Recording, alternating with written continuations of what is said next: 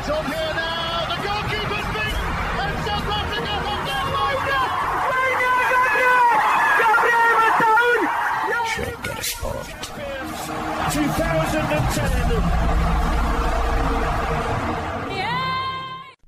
ሰላም ጤና ይስጥልን እንደምን አላችሁ የተከበራችሁና የተወደዳችሁ የሸገር ስፖርት ዊዝ አበበ ግደይ የዩቲዩብ ቻናል ቤተሰቦቻችን በያላችሁበት እጅግ አስደሳች ጊዜን እያሳለፋችሁ እንደሆነ ተስፋ እናደርጋለን። መልካሙን ሁሉም ለናንተ እንመኛለን። ታዲያ ይህንን ሸገር ስፖርት ዊዝ አበበ ግደይ የሚለውን የዩቲዩብ ቻናላችንን ሰብስክራይብ አድርጉት፣ የደውል ምልክቱን ተጫኑትና አዳዲስ ፕሮግራሞችን ስንለቅ መልእክት ይድረሳችሁ።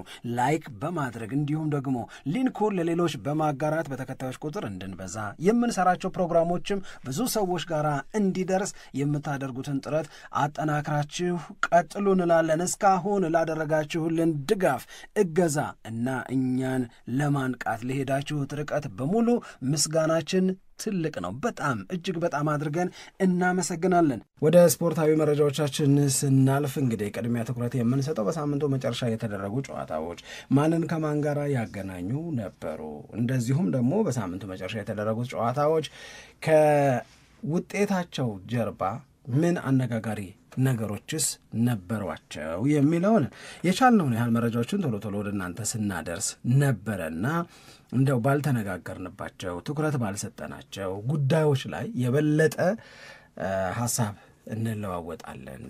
ግን አስቀድመን ሳምሪን መጠየቅ የምንፈልገው የትኛው ጨዋታ በምን ምክንያት ትኩረትሽን ሳበው?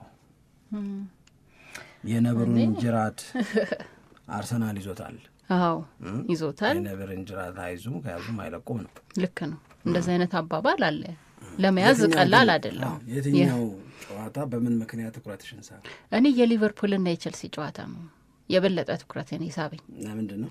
ምክንያቱም ከጨዋታው በፊት የነበሩትን ውጥረቶች እናውቃለን። ማለት ሊቨርፑል ባልተገመተ ሁኔታ ተከታታይ ጨዋታዎችን ተሸንፏል። ቼልሲም እንደዛው ተከታታይ ጨዋታዎችን ተሸንፏል። የኢንዞ ማሬስካ የመቆየት ያለ መቆየት ጉዳይ እንደዚሁ የተነሳበት ነበር ከጨዋታው በፊት። አንድ የአርነ ስሎትም ጉዳይ እንደገና በብዙ መገናኛ ብዙሃኖች ላይ ትኩረት የተሰጠው ነበረ። ተከታታይ 2 ጨዋታዎችን ተሸንፈዋል። ስለዚህ በሶስተኛው ጨዋታ ላይ ምን ነገር ይዞ ይመጣሉ እኛ አሰልጣኝ የሚለውም ስንጠብቀው የነበረ ነገር ነው። ከዛ ደግሞ ይሄ ከጨዋታው በፊት የነበረ ነው።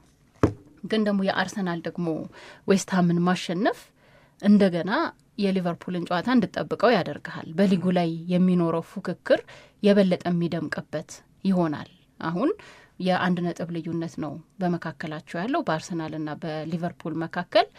ግን ይሄ የ1 ነጥብ ልዩነት በጣም ለአርሰናል ደጋፊዎችም ለአርሰናልም ትልቅ ተስፋን ይዞ የመጣ እንደሆነ አይተናል። ለዛ ነው የነብርን ጭራ ያልነው። ፕሪሚየር ሊጉን ከላይ ሆኖ መምራት ቀላል አይደለም።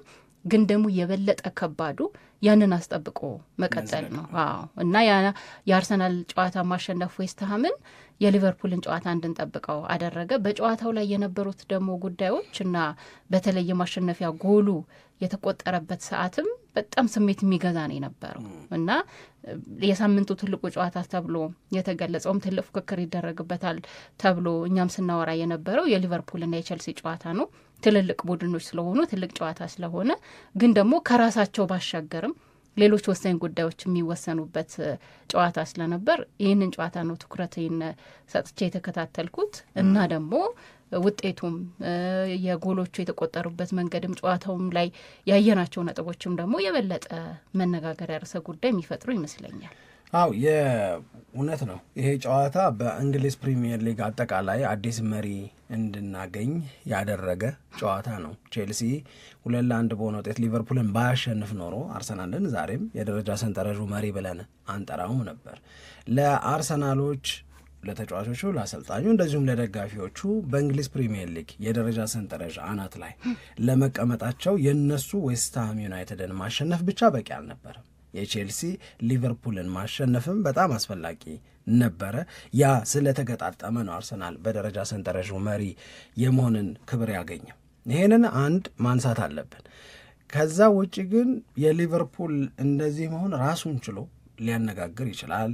የቼልሲ ወደ አሸናፊነት መመለስ የፈጠረውን መረጋጋት እንድንነጋገር ሊያደርገን ይችላል። ማንቸስተር ዩናይትድ ከበጣም ብዙ አስጨናቂ እና የጫና ቀናት በኋላ እንደገና ሰንደርላንድን ዊዝ በጣም ዶሚኔቲንግ ፐርፎርማንስ አሸንፏል ማንቸስተር ዩናይትድ። እሱም በራሱ የሆነ ትርጉም አለው። ማንቸስተር ሲቲ እንደገና ትላንትና ብሬንትፎርድን አሸንፈዋል። ስለዚህ እነዚህን ስትደምሪያቸው ለእኔ የሚሰጠኝ ምስል የሊቨርፑል በዛ ጨዋታ ላይ መሸነፍ ወይም የቼልሲ ያንን ጨዋታ ማሸነፍ በእንግሊዝ ፕሪሚየር ሊግ የደረጃ ሰንጠረዥ ላይ በጣም ትርጉም ያለው ነገር እንዲመጣ አድርጓል ብዬ ነው ማምነው። ምንድን ነው ትርጉም ያለው ነገር የተባለ እንደሆነ በሊቨርፑል ተገንጥሎ መውጣት ይታይ ነበር እኮ ከተወሰኑ ቀናት በፊት። ሊቨርፑል አንደኛ፣ አርሰናል ሁለተኛ ብለን ስንል በሁለቱ መካከል የ5 ነጥብ ልዩነት ነበረ። አሁን ያ የሚባል ነገር የለም። ማንም ተገንጥሎ አልወጣም። እንኳን አንድ ክለብ ተገንጥሎ ሊወጣ ይቅርና አንደኛ ደረጃ ከተቀመጠው አርሰናል አንስቶ 10ኛ ቦታ ላይ እስካለው ማንቸስተር ዩናይትድ ድረስ ተከታታዮቹ ክለቦች መካከል ያለው የነጥብ ልዩነት ኤኒታይም ኤኒቲንግ ካን ሀፕን ብለሽ እንድታስብ የሚያደርግሽ ነው። የደረጃ ሰንጠረዡን አውጥተሽ ይሁን አርሰናል 16 ነጥብ አለው፣ ማንቸስተር ዩናይትድ 10ኛ ሆኖ 10 ነጥብ አለው። በአንደኛና በ10ኛው መካከል የ6 ነጥብ ልዩነት ነው ያለው ሲባል በመካከላቸው ያሉት 8 ክለቦች እንዴት እጭቅ ብለው እንደተቀመጡ ፓክድ እንደሆኑ በደንብ አድርጎ የሚያሳይ ነው። ስለዚህ የእንግሊዝ ፕሪሚየር ሊግ የዘንድሮ የውድድር ዓመት የሚኖረውን ፉክክር በተለየ መንገድ እንድናየው ከማድረግ አንጻር ነው እንጂ አርሰናልን ወደ መሪነት ስላመጣ አይደለም። ይሄንን እያልን ያለ ነው። ግልጽ ነው ሀሳቡ። የደረጃ ሰንጠረዡን ለማየት ለመንገር የምንገደደውም በዚህ ምክንያት እንደሆነ አድርገሽ ውሰጁ። አርሰናል 16 ነጥብ አለው፣ ሊቨርፑል 15 በአንድ ነው ዝቅ የሚለው። ሁለተኛው ሊቨርፑል ከአንደኛው አርሰናል በ1 ነጥብ ነው የሚያንሰው። ሶስተኛው ቶተንሃም ከሁለተኛው ሊቨርፑል በ1 ነጥብ ነው የሚያንሰው። አራተኛው በርንመዝ ከቶተንሃም ጋር ምንም የነጥብ ልዩነት የለውም።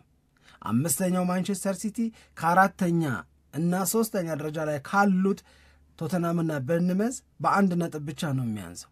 ክሪስታል ፓላስ ከ5ኛው ማንቸስተር ሲቲ በ1 ነጥብ ነው የሚያንሰው። ቼልሲ ከክሪስታል ፓላስ በ1 ነጥብ ነው የሚያንሰው። ኤቨርተን፣ ሰንደርላንድ እና ቼልሲ በነጥብ እኩል ናቸው። ማንቸስተር ዩናይትድ ደግሞ ከሶስቱ ከቼልሲ ከኤቨርተን እና ከሰንደርላንድ 7ኛ 8ኛና 9ኛ ከሆኑት በ1 ነጥብ ብቻ ነው የሚያንሰው።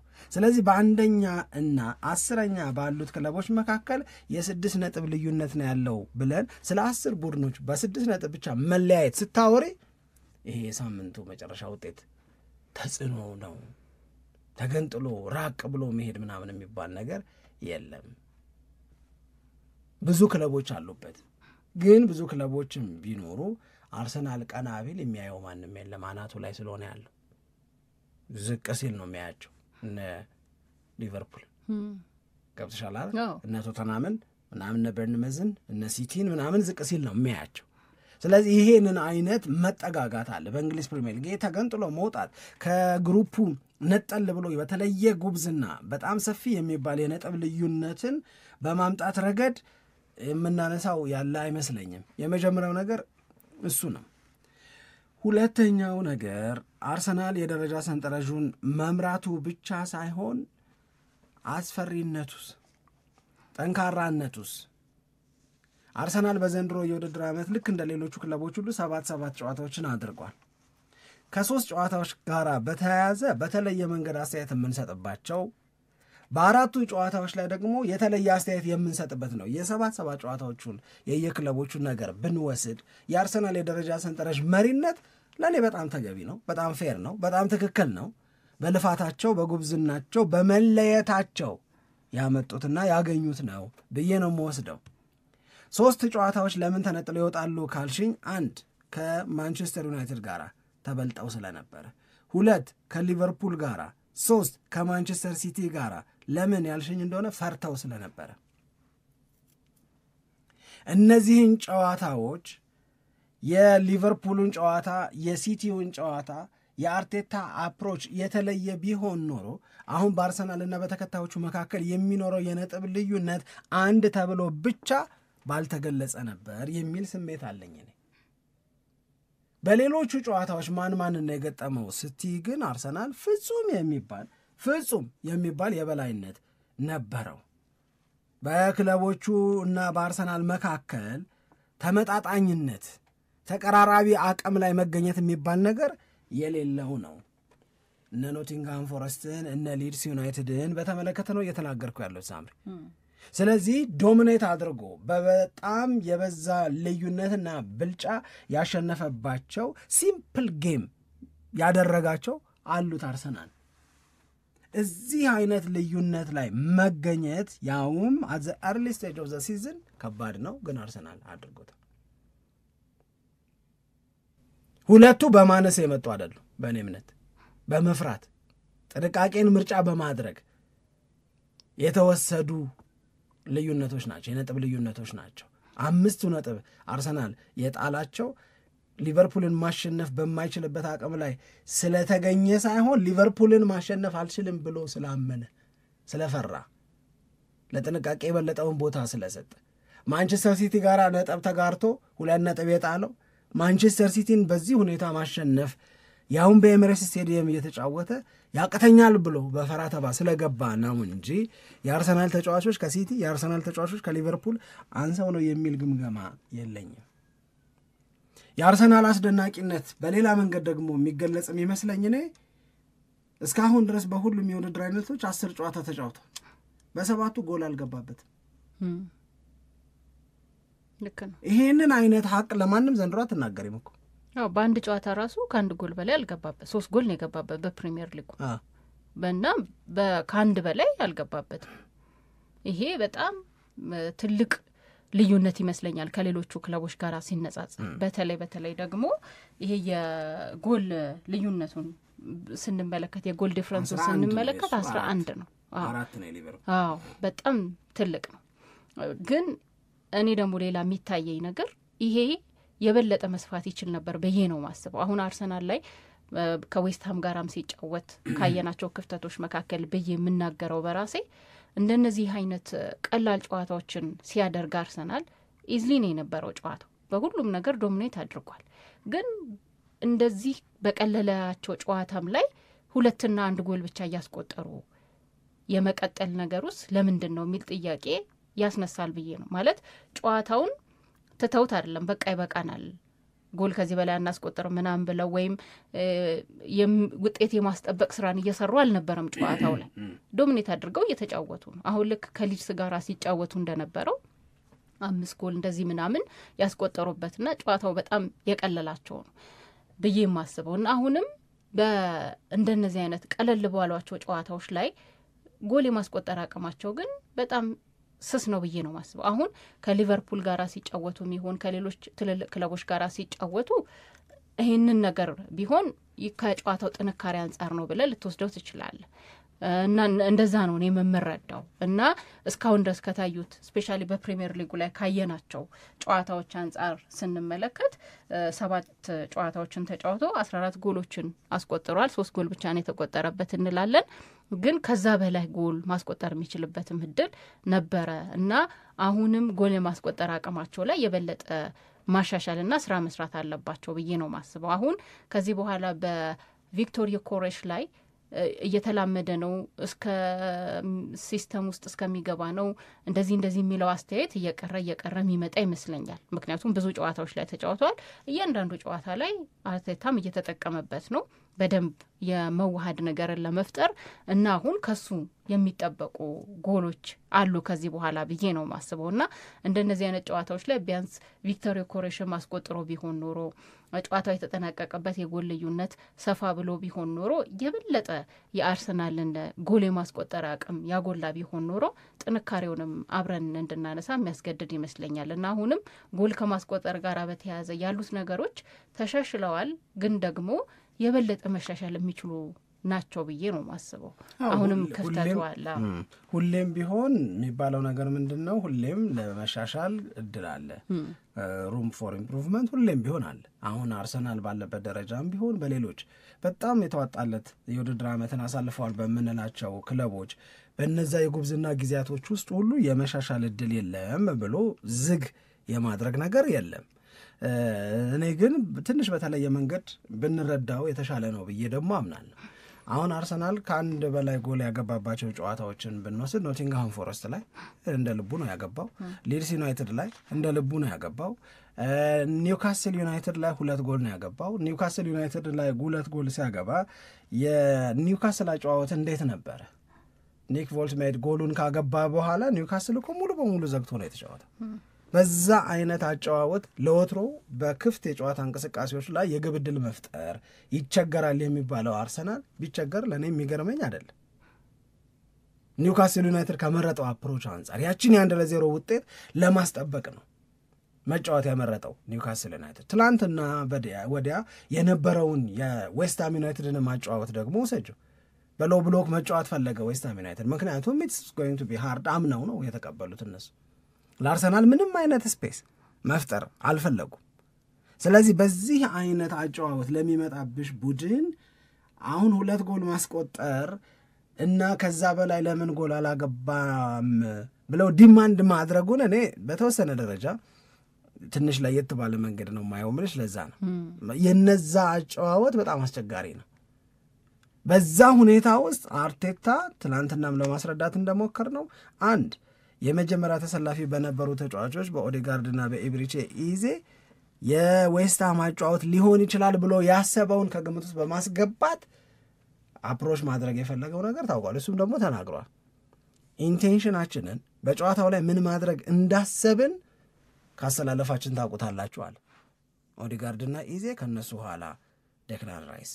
ኦኬ በምን መንገድ መጫወት? ሞር ክሬቲቭ መሆን፣ ሞር ከክፍት የጨዋታ እንቅስቃሴ የግብ ዕድሎችን መፍጠር፣ ሞር ተደጋጋሚ የግብ ሙከራ ለማድረግ የሚያስችል ስፔስ መፍጠር የሚችሉ ተጫዋቾች እንዲገቡ የተደረገው በዛ ምክንያት። በኋላ ኢትስ ቬሪ አንፎርቹኔት ተጎዳ ልጁ ኦዴጋርድ። ሲጎዳ ዙቢሜንዲ እንዲገባ ተደረገ። አሁን ላይክ ፎር ላይክ አይነት ሰብስቲትዩት ለምን አላረገም ነው አንድ የሚነሳ የነበረው። ያ ማለት ኦዴጋርድ ሲጎዳ በሊድስ ጨዋታ፣ ኦዴጋርድ ሲጎዳ በኖቲንግሃም ፎረስት ጨዋታ ላይ ኤታን ንዋኔሪን እንዳስገባው አርሰናልን የማጥቃት አቅሙን ሊያሳድግ የሚችል ተጫዋች ለምን አልገባም የሚል ነገር እኮ ይነሳል።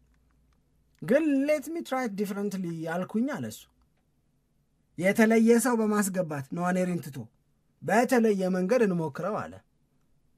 ከዛ ማን ገባ? ዙቢሜንዲ ገባ። ዙቢሜንዲ ከገባ በኋላ የእንትን ጎርፍ መጣ። ይሄ ላይን ብሬኪንግ ፓስ የሚባሉት የእነሱ ጎርፍ። እሱ 60 ደቂቃ ተጫውተው ሜዳ ውስጥ የነበረ የዌስትሃምም የአርሰናልም ተጫዋች እንዲህ ያሉ ኳሶችን በማቀበል የተዋጣለት ማንም የለም። እሱ ግን 60 ደቂቃ ነው ሜዳ ላይ ነበር። ከነዚህ ላይን ብሬኪንግ ፓሶች ውስጥ ደግሞ የተወሰኑት ወደ ፋይናል ሰርድ የሚሄዱ ናቸው። የመጀመሪያውን ጎል እያልን ስንተነትነው ነበር አይደል ትናንት።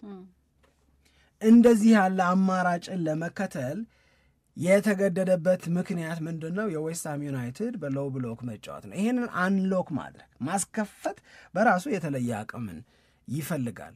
ለአርሰናል አሁን እኔ ለጊዜው ነው የምለው፣ ለጊዜው ሲገባና ትክክል ነው ብለን ስናምን አቃቂር አውጥተን እናውቃለን። አርቴታን እኮ ወቅሰን እናውቃለን። ከሲቲ በነበረው ጨዋታ ላይ ለምሳሌ ለእኔ ብሌሙን መውሰድ ያለበት አሁንም አርቴታ ብቻ ነው። ምን ያንበቀብቀዋል እያለ ነበር ስንናገር የነበረው። በትላንትናው ጨዋታ ግን እኔ ክሬዲቱን ብቻ ነው የምሰጠው። ኮፍያ የለኝም እንጂ ኮፍያዬን ነው ማነሳለት። ለአርቴታም ያንን ውሳኔ ወስኖ በተለየ መንገድ ሞክሮ በተለየ መንገድ ውጤት ማምጣቱ በጣም አደንቃለሁ። የአርሰናል ተጫዋቾችም ያደረጉት ነገር በቂ ነው። ጎደለ የምለው ነገር የለም። እንደውም አልተፈተኑም ነው ብለው ምንም እንዳይፈተኑ አድርገውታል። ለዛ እኮ ነው የጥያቄ የሚነሳው። አልተፈተኑም ማለት በቃ ውጤቱን ጋራንትድ አረግሽው። ከዛ በኋላ ግን ዌስትሃም አሁንም ተጨማሪ ሂሚሊዬሽን እንዳይመጣበት ደግሞ አድርጓል። ለማግባት አይደለም እምልሽ፣ በጌሙ ላይ ዌስትሃም አልተግደረደረም። እዛችሁ ጨዋ ሆኖ ጎል ተጨማሪ እንዳይገባ አንደኛውም እኮ የገባው በፔናልቲ ነው እንዳይገባበት ነው በቃ ዌስትሃም ይፈልግ የነበረው እና በሆነ በተባራሪ የሆነ ጎል አገባለው የሆነ ነገር ይዤ እወጣለሁ አይነት ስልት ይዞ ለመጣ ቡድን 2-0 አሸንፈሽ ክሊንሺትሽን አስጠብቀሽ መውጣት በጣም አሪፍ ነገር ነው የሚል ነው የኔ እይታ። እሺ ያው እዚህ ጨዋታ ላይ የአርቴታም የሳካም የተለየ ታሪክ የነበረበት ነው። በእርግጥ የሳካንም በተመለከተ አንስተናል በቀደመው ፕሮግራማችን ላይ 200 ጨዋታ ለአርሰናል ያደረገበት ነው። ገና 24 ዓመቱ ነው እና በአርሰናል ቤት ያለውን ተጽዕኖ በተመለከተ ብዙ ሀሳቦች የተሰጡበት ነው።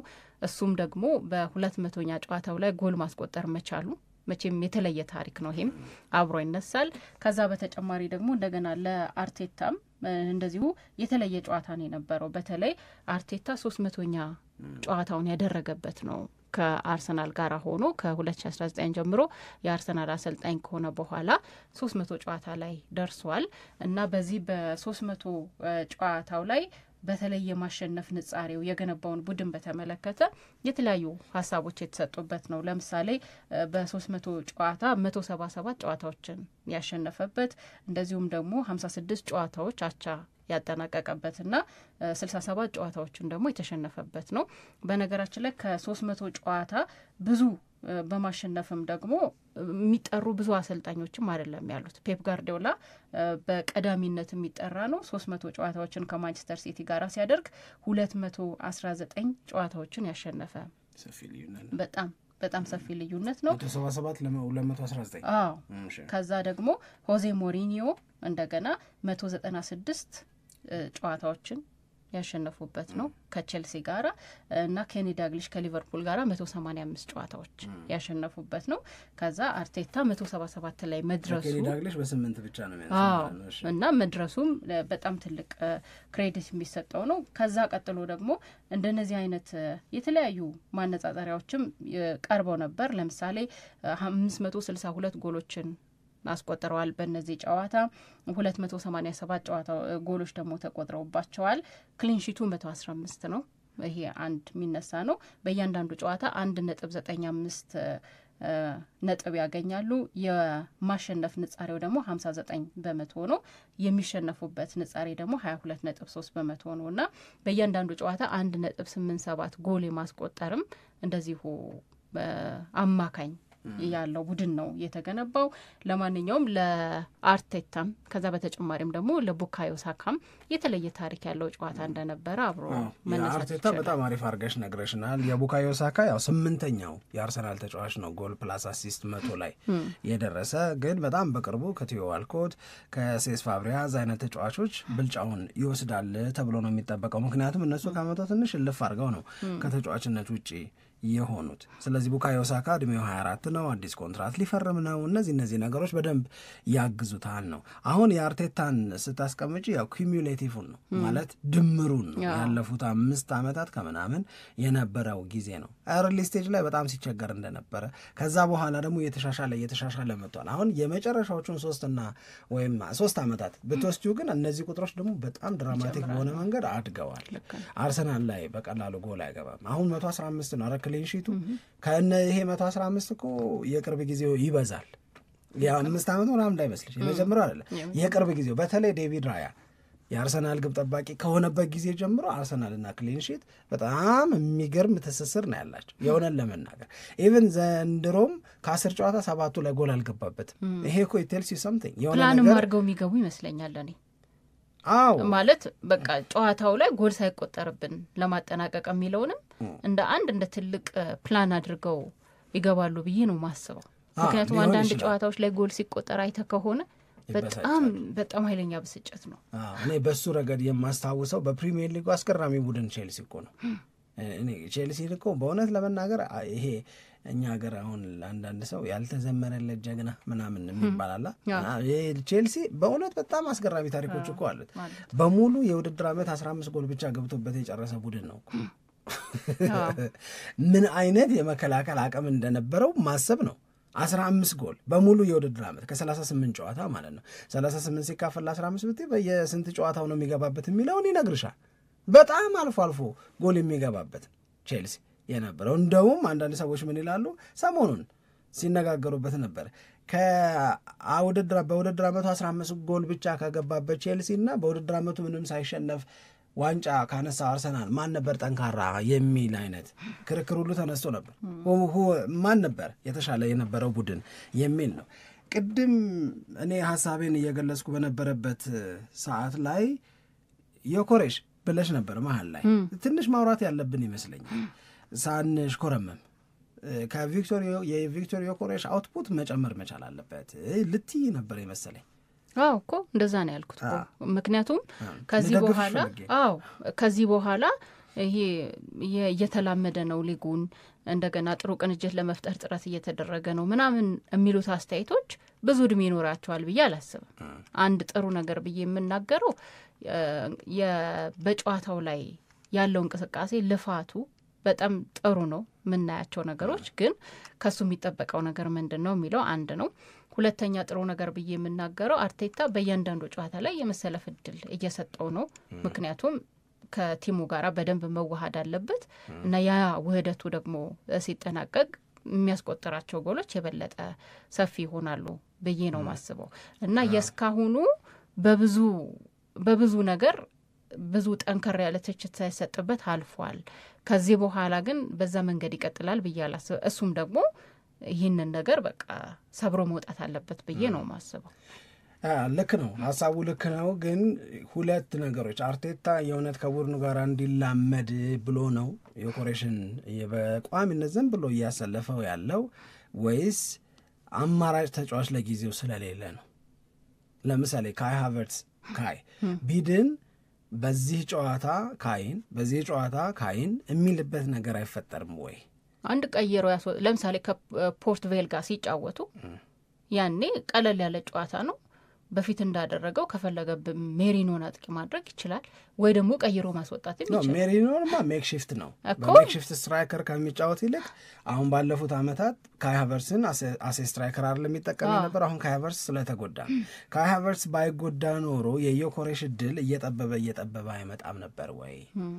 ምክንያቱም አሁን ከዮኮሬሽ የሚገኘው አገልግሎት ደብዛዛ ነው።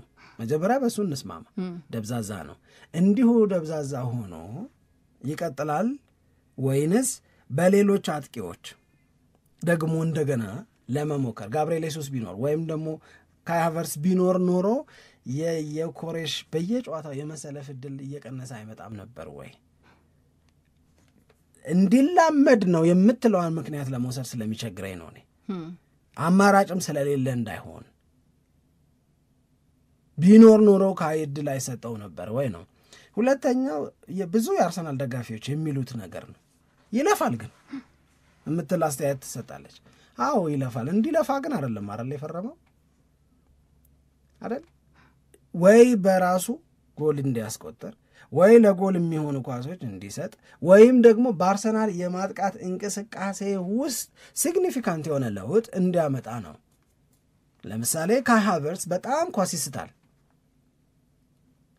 ጎሎችን ያባክናል፣ የሚፈጠሩለትን የግብ ዕድል ወደ ጎልነት መቀየር ላይ ሊሚቴሽን አለው። ካይ ሃቨርትስ በዛ ነበር የሚወቀሰው። ስትራይከር ስንል የነበረበት አንደኛው ምክንያት ከካይ ሃቨርትስ የሚገኘው የጎል ብዛት ያውም ከሚፈጠርለት የግብ ዕድል አንጻር በጣም ያነሰ ነው። አንዳንዶቹ ደግሞ ግልጽ የሆኑ የማግባት አጋጣሚዎችን ዋን ቱ ዋን ከግብ ጠባቂ ጋር ተገናኝቶ ጭምር ይስታል። እንዴት ሳተው የምንላቸው በጣም ብዙ ኳሶች ያሉበት ተጫዋች ነው ካይ ሃቨርትስ አይደል? ግን ካይ ሃቨርትስ በሌሎች መለኪያዎች ቡድኑን በማሻሻል ረገድ ደግሞ የሚገርም ስኬት አለ። መልፋት እንደዚህ ባለ በሌላ መንገድ የሚገለጽ ኮንትሪቢዩሽን ካመጣ እሱ ነው ነጥብ መያዝ ያለበት። ስለተሯሯጠ አይደለም ልልሽ ፈልጌ ነው። ስለተሯሯጠ ምናምን አይደለም ወይ በሌላ መንገድ ከጎል መለስ ባሉት ነገሮች የፈጠረው አቅም ታይቷችሁ ከሆነ እሱን ነው ብንነጋገርበት ጥሩ የሚመስለኝ። አርቴታና የአርሰናል አሰልጣኞች ግን ቪክቶር ዮኬሬሽን በሚገባ ማገዝ አለባቸው። በምን ማገዝ አለባቸው? የራሱን ኤፊሽንሲ በማሳደግ። በምን ማገዝ አለባቸው?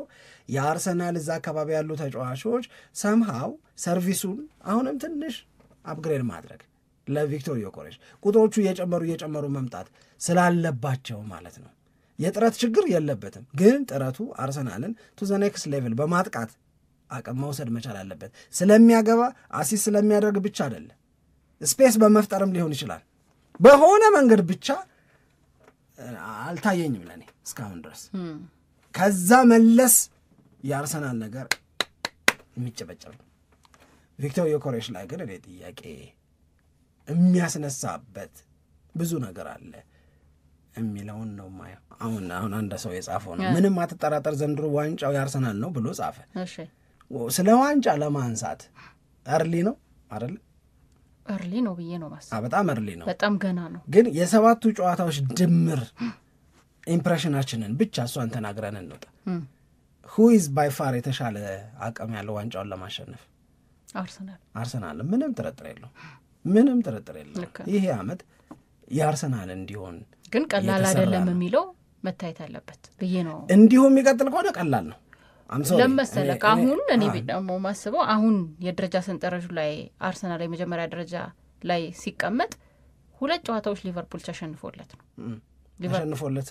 ተሸንፎ ነው ማለት ሁለተኛ ነበር እሱ አርሰናል ሁለተኛ መጣል የማይገባው ነጥብ እየጣለም ቢሆን አርሰናል ሁለተኛ ደረጃ ላይ ነገር እንደውም እኮ የነጥብ ልዩነቱ ከኒውካስል ጋር ከመጫወታቸው በፊት አይደል የሚሸነፍ ከሆነ አርሰናል ወደ 8 ያድጋል ብለን የተናገርነው በጣም ሰፊ ነው የሚሆነው ገና በዚህ ደረጃ ላይ ሆኖ ስለዚህ አሁን የሊቨርፑል መሸነፍ እና ነጥብ መጣል አርሰናልን የመጀመሪያ ደረጃ ላይ እንዲቀመጥ አድርጎታል የራሱ ማሸነፍ እንዳለ ሆኖ ስለዚህ ይሄንን ነገር አስጠብቆ ለመቀጠል ከዚህ በኋላ የሌሎች ክለቦችን ውጤት መጠበቅን ማቆም አለበት በራሱ የለም ካሁን በኋላ ምንም አይጠብቅም እኮ ማቆም አለበት በራሱ በቃ የያዘውን ቅድም እንዳልነው የነብሩን እንዳልከው ያንን ይዞ መቀጠል እስከቻለ ድረስ አሁን በራሱ እጅ ላይ ነው ያለው ስለዚህ የማንንም ውለታ ሳይጠብቅ የሚመጡ ጨዋታዎችን እያሸነፈ የራሱን ነጥብ እያስተካከለ የሚሄድ ከሆነ በጣም አሪፍ ይሆንለታል ካልሆነ ግን እንደገና የሊቨርፑልን ወይ የሌሎች ክለቦችን ነጥብ መጣል የሚፈልግበት አጋጣሚ የሚፈጠር ከሆነ ደግሞ ሌላ ነው ግን ገና ነው የአንድ ነጥብ ልዩነት ነው ብዙ ነገሮች በፕሪሚየር ሊጉ ላይ እንመለከታለን ብዬ ነው ማስበው እኔ ደግሞ ምለው ምንድነው ዘንድሮ እስካሁን በሰባቱ ጨዋታ እንደታየው ከሆነ አርሰናል ከባድ አይደለም ነው ምለው ነው የሌሎቹ ማቀም በዚሁ ከቀጠለ ያ እንዳለ ነው አሜን እስካሁኑ ከሆነ እኔ አሁን ሊቨርፑል 2 ስለተሸነፈ አይደለም የሊቨርፑል በ5 ነጥብ መብለጥ ይበልጥ ነበር አይደለም ከአርሰናል በ1 ነጥብ መብለጥ ነገር ግን የሊቨርፑል ፐርፎርማንስ አያስመካም ነው አሁን 1 ነጥብ መበለጡ 2 ጨዋታ መሸነፉ ምናምን አይደለም እንዲሁ የሚቀጥል ከሆነ ሊቨርፑል ምንም የሚያስፈራ ነገር የለውም ሊቨርፑል ክፍተቱ ነው ለኔ ጎልቶ የሚታየኝ ሊቨርፑል መቸገሩ ነው የሚታየኝ ይሄንን ችግር ሃውሱን ፈጥነው እንዴት ይደፍኑታል የሚለው ጥያቄ ነው ያለው የእውነት ለመናገር ስለዚህ የትኛውን ሊቨርፑል ልፍራው ነው በየጌሙ ፐርፎርም እያደረገ ግን እየተሸነፈ ቢሆን እፈራው ነበር ሊቨርፑልን በየጌሙ እያሸነፈ ነው እኮ ነው ሲጠራጠረው የነበረው የሊቨርፑል ድል አስተማማኝ አይደለም የሊቨርፑል ድል ኮንቪንሲንግ በሆነ ፐርፎርማንስ የመጣ አይደለም እንደዚህ አይዘለቅም ስል ነበር ታስታውሽ ከሆነ ይሄንን ሊቨርፑል የአርሰናል ዋና ሞጋሽ ነው ዘንድሮ ትንቅንቁ ሀያል ነው ምናምን ብዬ ላሞቅ አልችልም የሚሞቅ ነገር በሌለበት ምኑን ነው የምጥደው ምንም የለኝም ማንቸስተር ሲቲን እንዳቲ ማንቸስተር ሲቲ እኔ እንደውም እውነት ለመናገር ሲቲ ኦን ኤንድ ኦፍ ሆኖ ግራ የሚያጋባኝ ነገር አለ እንጂ አንዳንዴ በጣም አሪፍ ይሆናል አንዳንዴ ፐርፎርማንስ ዋይዝም በጣም የተሻለ ነው ከሊቨርፑል ይሻለኛል እኔ ማንቸስተር ሲቲ በፐርፎርማንስ ገብቶሻል ምልሽ ግን ማንቸስተር ሲቲም ኦል ኦፍ ኤሰደን ኮላፕስ የሚያደርግበት ነገር አለ ገና ሙሉነት እንደሚቀረው ግን ምናምን የምታውቂው አለ ቼልሲ ነው የምታየው ነው ኦን ኤንድ ኦፍ ነው ገብቶሻል ማንም ይሄን ያህል ወደ አርሰናል ለፐርፌክሽን የተጠጋጋ አይነት ሌቭል ላይ የመጣልኝ የለ ማንም የለ ካለ ደግሞ ብናወራበት ደስ ይለኛል አንተ በዚህ መንገድ አላየውም አሁን እነ ቶተንሃም እና ክሪስታል ፓላስ ትላንት ሲሸነፍ አይሻል አይ እሱማ ነው የትም እንደማይደርሱ መታወቂያቸው ቅድም የተባባልነው ነገር የበለጠ ገዢ ነው በዚሁ የሚቀጥል ከሆነ የሚለው የበለጠ ገዢ ነው በዚህ ሁኔታ የሚቀጥል ከሆነ ከአርሰናል ሌቨል ጋራ ልታስቀምጠው የምትችለው ክለብ ግን ማግኘት አስቸጋሪ እስካሁን እሺ አድማጮቻችን በያላችሁበት ቆይታችሁን ከኛ ጋር አድርጋችሁ ፕሮግራማችንን እየተከታተላችሁ ስለሆነ በጣም አድርገን እናመሰግናለን አስተያየቶቻችሁን ጻፉልን በያላችሁበት መልካም ቀን መልካም ጊዜ እንመኛለን It's on here now, the goalkeeper's beaten, and South Africa will get